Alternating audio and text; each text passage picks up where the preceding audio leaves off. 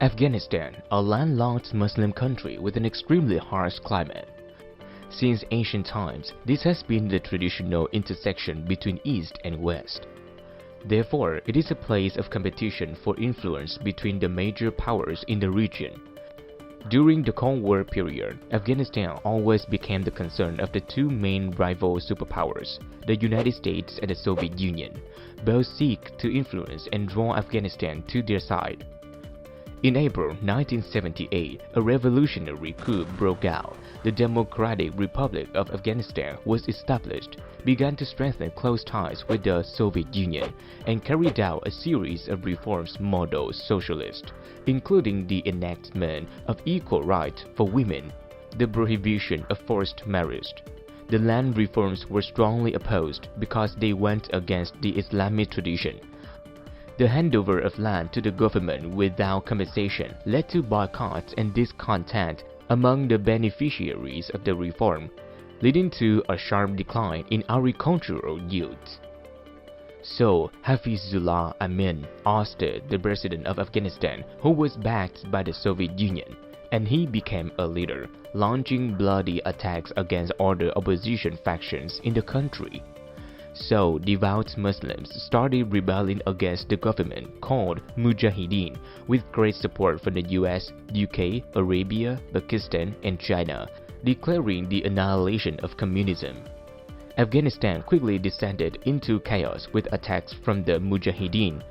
The Soviet also claiming that Hafizullah Amin was a spy planted by the CIA as he tried to break free from independence from the Soviet Union to fight relations between China and Pakistan, which was allies of the United States in the final stages of the Cold War.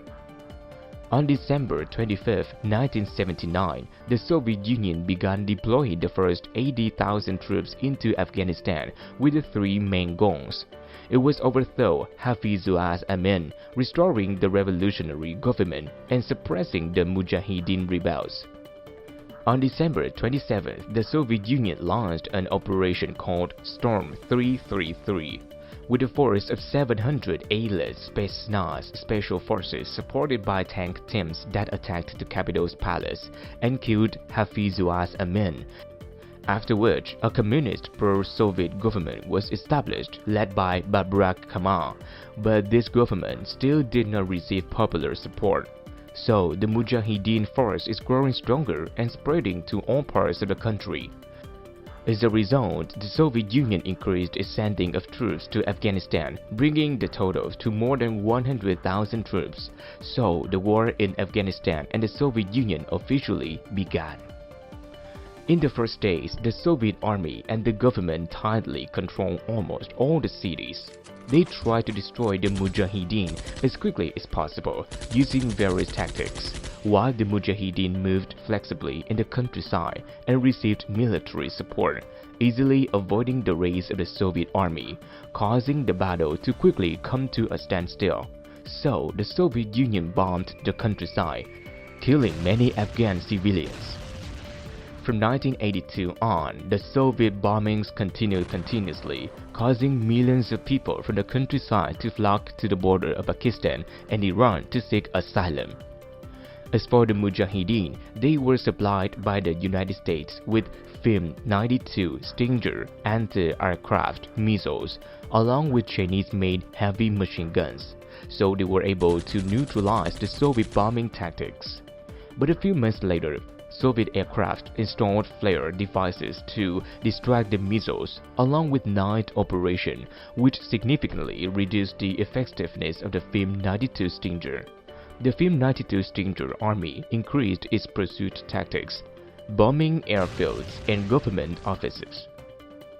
From 1985 to 1987, there were more than 1,800 acts of terrorism, in which a dosmetic plane belonging to Bakhtar Airlines was shot down by the Mujahideen. 50 people on board did not survive, in addition to the secret participation of the CIA Special Forces of the United States Intelligence Agency, specialized in intelligence gathering and military support for the Mujahideen with the aim of destroying Soviet troops. In 1989, the war came to standstill. About 2 million Afghan civilians were killed by Soviet bombing raids in Soviet areas. The Soviet army also killed nearly 15,000 people, costing hundreds of dollars, making the Soviet economy also exhausted. So, the Soviet Union announced the withdrawal of troops from Afghanistan. The war completely ended on February 15, 1989. 2 years later, dissolution of the Soviet Union, the United States won the Cold War because it successfully made Afghanistan into a prey for the Soviet Union. After the Soviet withdrawal, the Afghan civil war continued. The United States no longer had to support the rebels. The Mujahideen were disbanded into many factions and turned against the United States, including 2 Muslim groups extremists, are the Taliban and Al-Qaeda terrorized the Twin Towers of the World Trade Center on September 11, 2001. Which angered the United States and officially intervened militarily in Afghanistan. The war continued to drag on, persisted to this day.